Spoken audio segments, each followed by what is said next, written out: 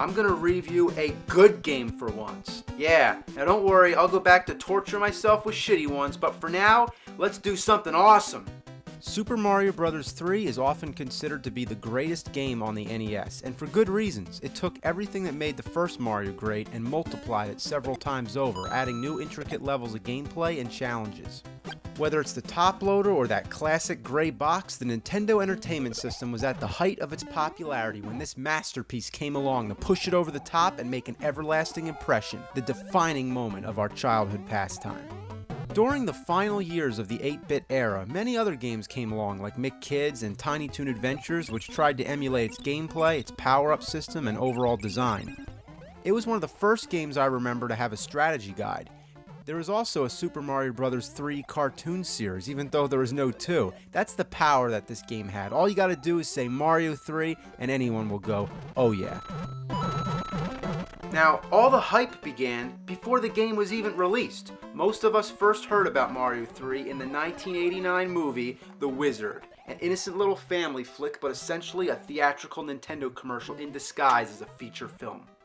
But now, let's talk about Mario 3. This is going to be short because there's not much you can say that already hasn't been said a million times, but I'll put it blunt and simple. This game kicks your ass till diarrhea comes out your dick.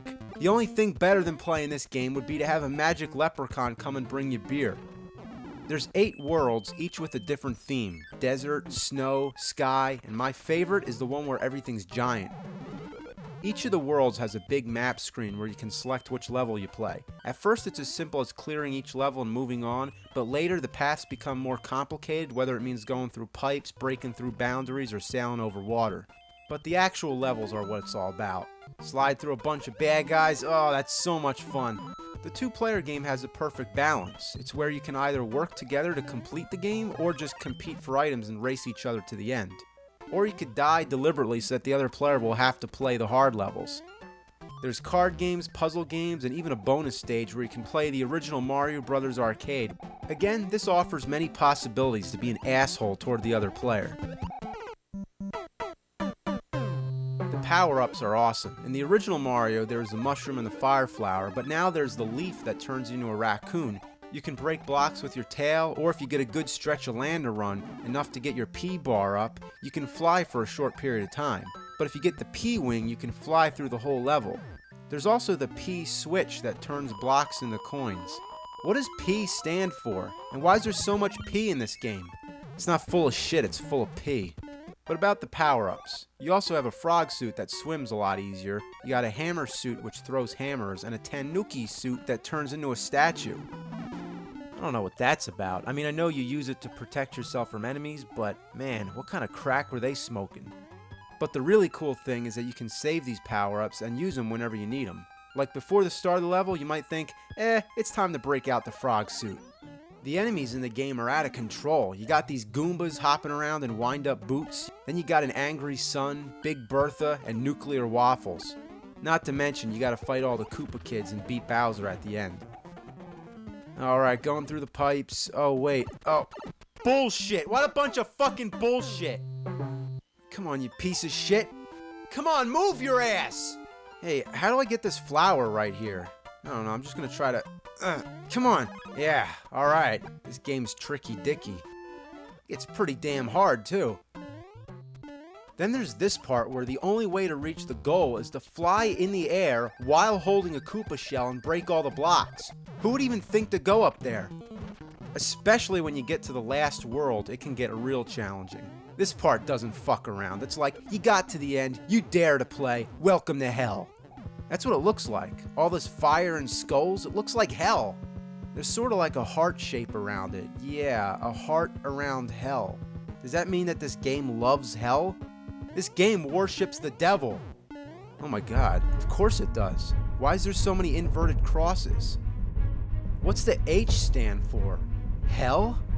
How about the part with the tarot cards? The N, Necronomicon? The P must be possession. Or maybe pentagram. Well, of course, the pentagram makes an appearance everywhere. It's no doubt that the 7 sons of Bowser represent the 7 deadly sins. You kneel before Satan on the block, and after 6 seconds you fall through. There's 6 arrows on the possession meter, and to reach the goal you go in the 6th door. That's 666. Everywhere you look, it's the number of the beast. In The Wizard, the game's introduction is basically the gates of hell opening. Yeah, video Armageddon. The devil watches you through the whole game. The clouds have eyes, the hills have eyes. Yeah, literally, the hills have eyes. Thanks heaven, and we know that there's no need to thank heaven unless there's the presence of hell. There's 8 worlds. In the 8th world, there's 5 spaces you can stand on where giant hands drag you down to your doom. There's 12 tanks you gotta jump on before the goal, and it takes me 12 jumps to get Bowser to fall down the hole. The 8th letter of the alphabet is H, 5 equals E, 12 equals L. What's that spell? Hell! And what's it sound like when you play the game backwards?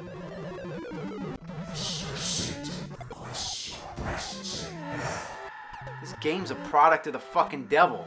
And none of the other Mario games are like that, so I don't know why it's only this one. But in conclusion, all I can say is that other than being the total epitome of evil, Super Mario Bros. 3, it's a good game.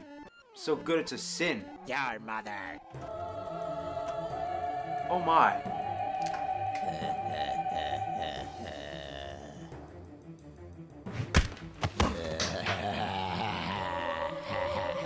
Oh my god, it's a possessed NES. Your mother sucks cocks in hell. The fuck did you just say? I said, your mother sucks cocks in hell. Oh! Go back to hell, you evil motherfucker! Shove it up your ass, you motherfucking cocksucker. The power of Christ compels you! What an excellent fucking day for an exorcism. Power of Christ compels you! Power of Christ compels you! Yeah, fuck your mother. Power of Super Mecha Death Christ compels you! Fuckers! Actually, my mouth wasn't open. Yeah, it's Super Mecha Death Christ 2000 BC version 4.0 beta, bitch!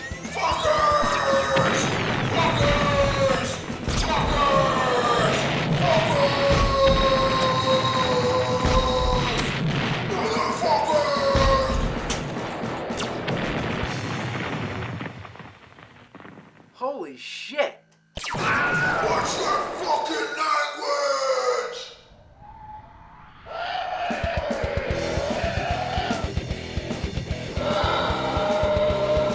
Fuckers!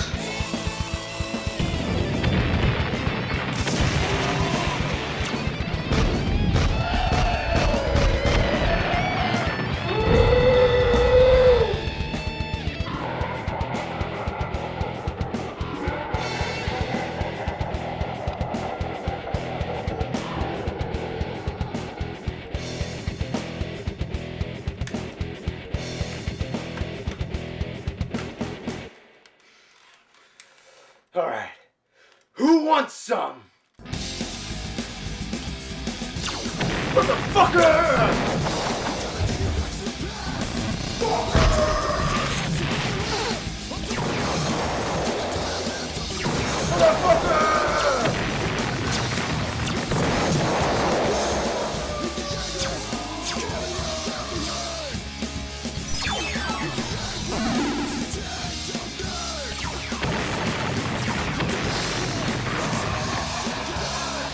Oh, not you!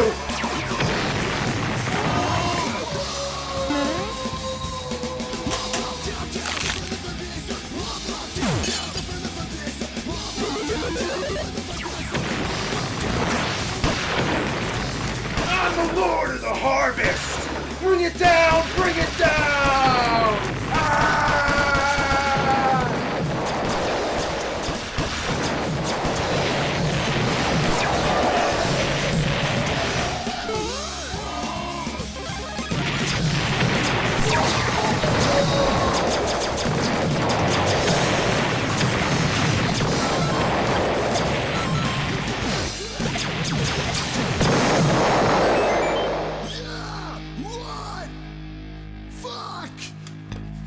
We annihilated him! Yes, we did! What the fuck is that shit? Oh. All this shit? I'll tell you all about it.